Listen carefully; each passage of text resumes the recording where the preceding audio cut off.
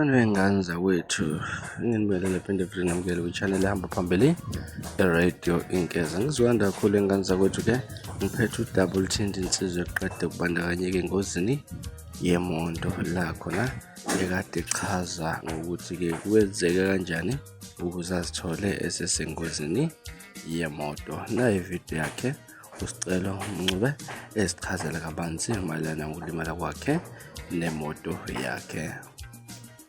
Mayingilandela le Amarok le avela angiflikela ama lights lo bhuti lo angiflikela ama lights kwasho ukuthi njoba linethi izulu la phambili kwi slow lane kune truck phambi kwe truck no Fortuna, so ngizama ukupick up ukuthi ngizokwazi ukumdlulisa lo bhuti lo. Mengipick up ngithi ngifuna ukumdlulisa avele overtake angene komgaqo oyi ongoing.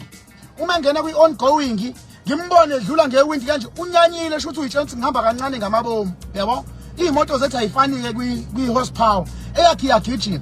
Uthe uma qeda ukungi-overtake avela shaya u-dead brake. Uma eshaya u-dead brake ngithi nangu umuntu ezofuna ukungilimaza bo, ngibhreke KP kanti umgaqo uyashibilika kanje. Washaya i-dead brake naye imoto iyaphenduka yakhe. Ngibona ama-light emoto yakhe esela angichofa ama-light, yabo ngithi ngiyayivika ngisho ukuthi imoto iza ngaphi, ngithi ngiyayivika imoto kanti seyaphuma emgaqweni.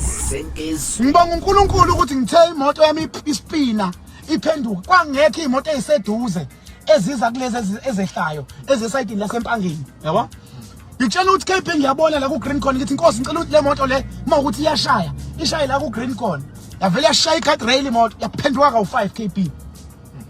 Ngisizwe yibhande ithe mayiphenduka okokuqala, yabo menganibonisa la nginepopana nje elincane ngishawe ukhakhayi la isibheke phansi imoto yaphenduka okokuqala yaphenduka owesibili.